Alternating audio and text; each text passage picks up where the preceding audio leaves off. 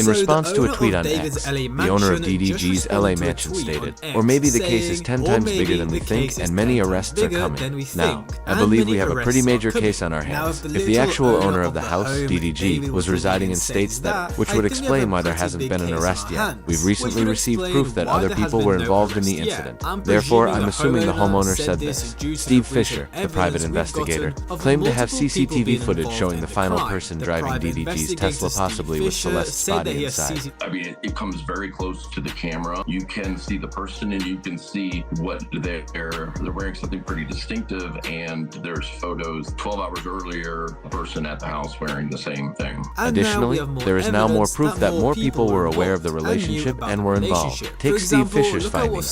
For instance, it seems that DDG, Celeste, and her cousin, Esmeralda, were all at Six Flags together, 16 days after she was reported missing in April 2024. This is somewhat bizarre because he found a Build-A-Bear certificate with Esmeralda's name on it inside DDG's property. As I mentioned before, Celeste was only 13 years old when this occurred in April of 2024. Her own family permitted her to visit this adult man after she was pulled out of school. Her cousin, after all, seemed to be there with her. The problem is that she went to Esmeralda's graduation with her family not long after they went to the amusement park, or her uncles and aunts, at the very least. Then, in September, a few months later, we caught her fighting with her neighbors at her family's house on camera. So, why was she still listed as missing? Why didn't her family tell the police, "Oh hey, we found our daughter"? I mean, was she really gone? Or did her family simply file a missing persons report so she could skip school and do anything she wanted to meet DD? And they should have notified law enforcement that Celeste is not, we've located her, and then they intervene and find out what's going on. But that didn't happen.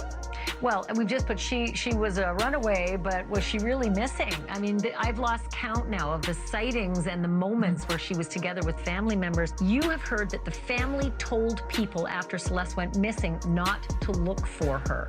And yes, I was told by a source very close that on the last time she went missing, the family members were saying, don't look for her. She's staying with other family members near LA.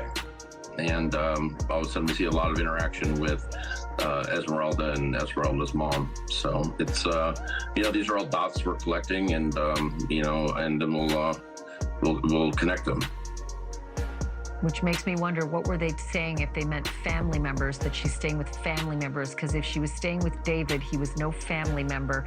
Guess what, though? Even before that, 2 years prior, Celeste and Esmeralda were seen in a photo at a said performance where DDG was performing in October 2023, just 1 month after Celeste turned 13. So, did Esmeralda bring her there so she could keep an eye on her when she linked up with DDG at just 13 years old? It's repulsive. Since her entire family followed her on social media, they were undoubtedly aware when Celeste shared pictures of her and DDG together. Additionally, DDG responded to some of her family members on Twitter. Check out this Instagram account of Shelly. Doll is her name. Given that they follow each other and that she shared numerous photos of Celeste, it is obvious that she knows her. Then have a look at this. On Twitter, DDG really answered her tweet. There are even direct messages from a Shelly girl claiming to have met DDG and disclosing that Celeste initially misrepresented her age to DDG before disclosing her true age. Let's be honest. After all, DDG could not have been unaware that this girl was 13. She certainly acts like it, speaks like it, and looks like it, because let's imagine DDG was unaware of her age. So why did he keep her hidden? Why didn't he make her public? Why aren't there any group pictures of Celeste and DDG? She was deliberately concealed. We only learned this week, after all, that he had rented a covert property for her to live in order to conceal her. Consider that. To conceal his 14-year-old girlfriend, DDG purchased a second home. The fact that her own family was aware of everything and allowed it to occur just seems so crazy to me. In my opinion, they permitted this because they were blinded by the fact that DDG is a wealthy celebrity. Take a look at the comments left by others. Being in close proximity to a wealthy celebrity captivated them, so they didn't care. It's almost as if they were taking advantage of her to be so close. Unfortunately, I think a lot of people would follow suit, not even out of malice, but just because people are enthralled with celebrities. The family was fully aware of what was going on. We have actual photographic proof that shows Celeste and her relatives together at graduations and family events. She was allegedly a lost child during this entire time. It's clear that they just reported her missing in order to maintain appearances and convince law enforcement of the fraud. And people continue to try to absolve them of responsibility for the risk they put a young, defenseless girl in. It's just not believable. Take a look at this video of DDG being asked if he is in a relationship while he was streaming with Jason. Who you thinking of? Or you just were making I wasn't really thinking of nobody. I didn't even have a girlfriend at that point, you know what I'm saying? You have a girlfriend now? It's just a very complicated point of my life. Sure. You know, especially navigating through an album process, you gotta have a muse. You gotta write songs about somebody, right? Oh shit. So you be thinking of TP? I'm doing too much?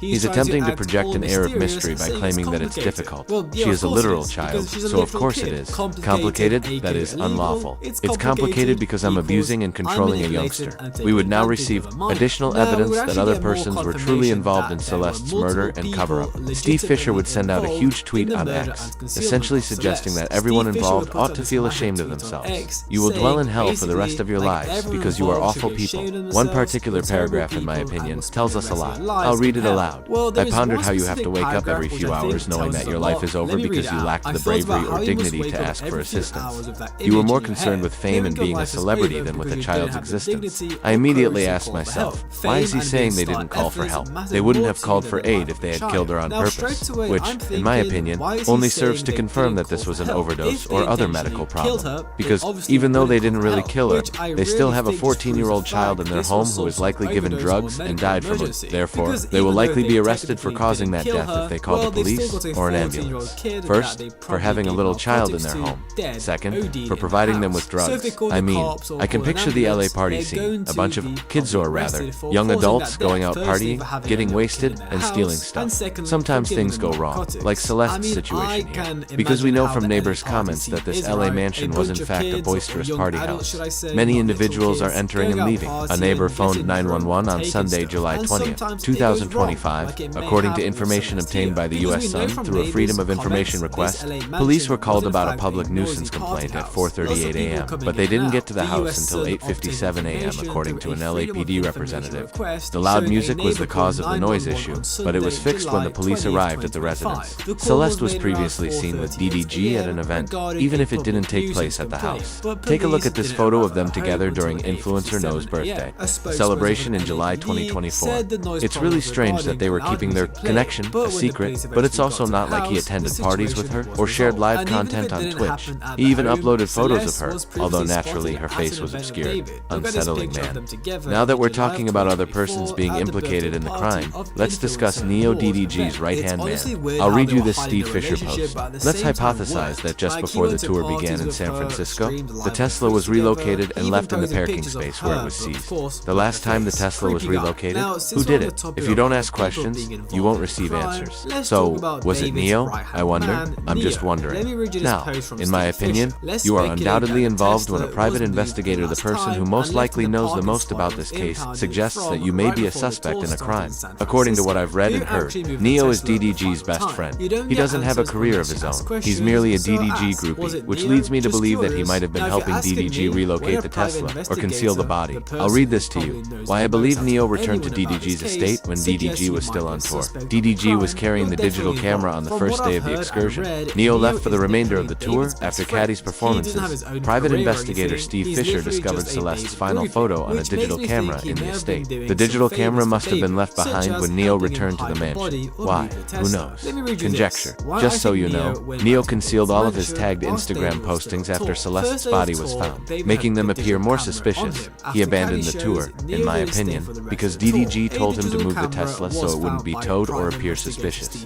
And he might have used the camera's placement as an excuse to enter and exit the property, before his name was really included. In any of this, Neo would actually post a statement on his Instagram story around a month ago. I mean, ultimately I have to say something, but I kind of detest making myself feel alone because people on the internet tend to assume the worst about people and will make up anything that seems legitimate. When I'm ready to love all the genuine people who have shown me kindness and refrain from making assumptions, I will ultimately say something. From his point of view, I suppose it makes sense to avoid making a big announcement or statement about DDG and Celeste, since it would draw a lot of unwanted attention to your name and create a major mess. However, wouldn't you want to clear your name if you were innocent? Perhaps simply state, oh, I was unaware of Celeste and DDG. I have no involvement. Prayed with Celeste's family. But no, he wants to project an air of mystery and edginess. He shared an Instagram story of himself partying to the song Stop Breathing by Playboi Carti just a day ago. That is pretty tone deaf and unpleasant. In in my opinion. We believe your pedo closest friend killed a young girl, and you are currently connected to an ongoing investigation into her death, and you're acting in this manner. It's sick, even if he's innocent. Well, his situation will only worsen as a result of this post. Neo was given every chance to speak. Before the Pi ever linked his name to the Tesla, he even released a statement. However, he remained silent for weeks until concerns about him operating the vehicle began to surface. And now he appears out of nowhere with a party photo and boastful lyrics. That is not self-assurance. That person is making far too much effort to appear unconcerned. People who are innocent don't go from saying "I'll explain everything soon" to disappearing and then returning while acting indifferent. At best, such pattern is alarming. The choice of lyrics is also humorous. Funny, following the PI's public admission that he knew he was operating the vehicle. Everyone was observing every move I made. In summary, Neo served as DDG's right-hand guy. He obviously had access to DDG's vehicles and residence. He departed early from the tour. He was the last person to move the Tesla, in my opinion. Therefore, he is undoubtedly aware of the situation. Even a private investigator recommended it. After all, you can't possibly be DDG's best friend and be unaware of his underage girlfriend. Unless DDG did a really good job of hiding it. Before I go on to some potentially positive news in this segment of the video, don't you think it's strange that nobody has commented? Throughout his career, DDG most likely had hundreds of friends and connections. We still don't have anything. Everyone kept quiet. All I can recall is Jason Nen stating on live that he doesn't support DDG's behavior and that he hardly knew him. Carly Lucas then declared that she would take their music down from streaming services. However, that is all. He knew hundreds of individuals, but just 2 of them. This man was well known. Every month, 40 million people listened to him. He was a serious artist. It's strange how quiet everything is, yet it's also frustrating. Nothing from his label, pals, or the cops. We don't have much, even from Celeste's relatives, which is likely due to their guilt. They were aware of what was happening, but since he was well known and wealthy, they chose to ignore it. Let's move on to some intriguing news that could ultimately result in a significant breakthrough. Steve Fisher stated a few days ago that we should receive her toxicology results and cause of death shortly. Based on the tracking of LA County Medical Examiner cases, it seems that up until perhaps September 1st or 2nd, the majority of deaths that were previously labeled as delayed probable pending toxicology results now have documented causes and manner of death. This implies that the Celeste Ruiz Hernandez case may be decided in the next 10 days. This does not imply that the complete autopsy report will be finished by then. Rather, it means that a first categorization of the cause of death and mode of death natural, homicide, suicide, accidental, or undetermined will probably be made. This is predicated on the time frame of her case being in line with other recent instances at the medical examiner's office. Therefore, it will undoubtedly be huge if we obtain it. We will be able to determine if she was murdered or Odette, should aid the police in their investigation, and, ideally, lead to some arrests. Steve, let's talk toxicology report. First, I gave a little hint there. You have the answer, though. Why is it that we think the toxicology report on Celeste might actually be coming sooner rather than later? Well, I've been tracking the cases around deaths around the same time as hers and from the weeks before, and those that were in deferred status have been changing over to, having cause and manner. There are a few cases that still haven't, but there are several cases actually on the same day, on the 8th, September 8th, as hers, that toxicology has come back because they now list some of the other people's deaths as effects of fentanyl or whatever. So I believe her initial tox may be back, and they're still working through, cause and manner. But there's also a good chance, because of her state of decomp, that they have to send this out for additional testing or a different type of testing to get a result. Since the homeowner is implying that numerous arrests are imminent, the Pi is essentially calling out DDG's entire circle. And the toxicology outcomes were on the verge of something significant, apparently just a few days away. Imagine waking up tomorrow to find that DDG has been detained and arrested, according to a TMZ story. It would be absurd. It's obvious that there's far more going on here than anyone is letting on. Whether it's a single individual or a group, everyone's silenced friends, relatives, Celeste's family says it all. They may be afraid, guilty, or both. And notice how everything shifts when those reports are out. Those who attempt to clean up after an overdose are equally as guilty as the person who initiated it if it was a cover-up. It's no longer merely a tale about singer DDG. It's about how money keeps people silent, how fame blinds people, and how a little girl died because no one had the courage to act morally. Please share your ideas in the comments section below. Was Neo the culprit? Are there going to be any arrests soon? And what do you believe truly took place? Everyone, be careful. Comment, like, and subscribe. Enjoy your day, and I hope to see you all again soon.